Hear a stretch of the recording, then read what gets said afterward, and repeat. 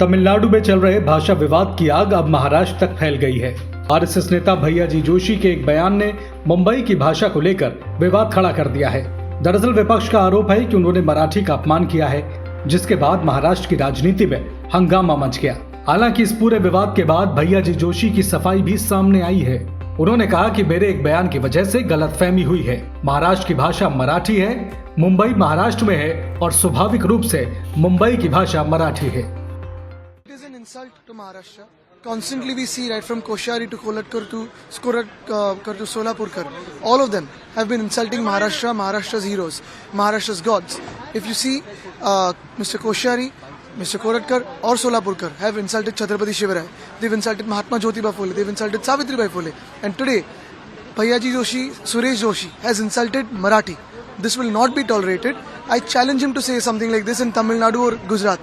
But only because he wants to divide Maharashtra, he's coming and doing this. This is the thought process of Sangh. देखिए, भैयाजी जोशी जी ने जो कोई statement दिया है वो किसी भी भाषा का अपमान नहीं है। उल्टा उन्होंने इसे ही कहा है कि मराठी के साथ अन्य भाषा भी मुंबई में आना चाहिए।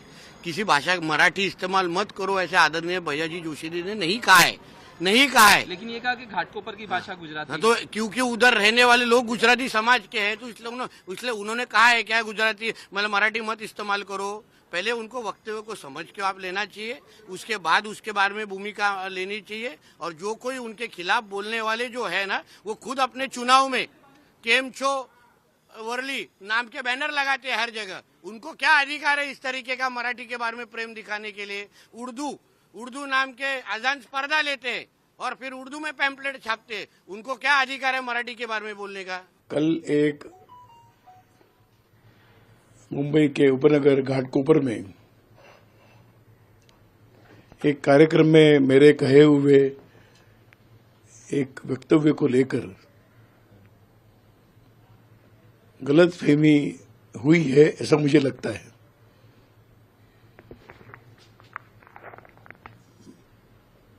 ये सवाल ही नहीं उठता कि मुंबई की भाषा मराठी नहीं है। महाराष्ट्र की भाषा मराठी है, मुंबई महाराष्ट्र में है और स्वाभाविक रूप से मुंबई की भाषा मराठी है। भारत में ऐसे विविध भाषाएं बोली जाती है। भारत इसके लिए अपने आप में विशेष है। मुंबई में भी विविध भाषी लोग रहते ही हैं, इसलिए स्वाभाविक रूप से अपेक्षा रहती है कि वो भी आकर यहाँ पर मराठी सीखे, मराठी समझे, मराठी पढ़े। इसका आग्रह रहना ही चाहिए, क्योंकि हर एक राज्य की अपनी वो एक पहचान है। मैं समझता हूं कि यह एक सह अस्तित्व का बहुत बड़ा उदाहरण है कि भारत में इतने विविध भाषा बोलने वाले लोग एक साथ रहकर परस्पर सहयोग करते हुए चलते हैं। मैं समझता हूं कि मुंबई भी उसका एक आदर्श उदाहरण है। परंतु स्वाभाविक रूप से अपेक्षा है कि मुंबई में आया हुआ व्यक्ति मराठी समझे, मराठी बोले, मराठी सीखे, मराठी पढ़े। यही सब अपेक्षा है। इससे अधिक मुझे और कुछ कहना नहीं है। सर, काल ज्या प्रकारे तुमचं वक्तव्य झालं त्यानंतर विपक्षांनी तुमच्यावर आक्रमक होऊन तुमच्यावर काही आक्षेप केले मराठी भाषा संदर्भात। तुम्ही काही स्पष्टीकरण देणार आहात? तुमचं कालचं जे स्टेटमेंट आणि त्याचे काही लोकांनी गैरसमज झालेली आहे का त्याच्यावर? नहीं, मुझे लगता है कि मैंने इतना जो कहा वो उतना पर्याप्त है और इससे अधिक कुछ कहने की आवश्यकता नहीं।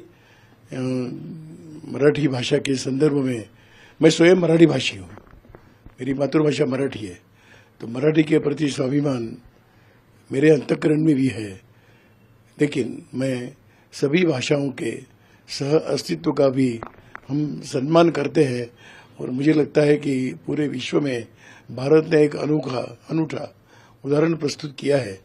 इसको हम उसी दृष्टि से देखें, इतना ही मेरा सबसे निवेदन है।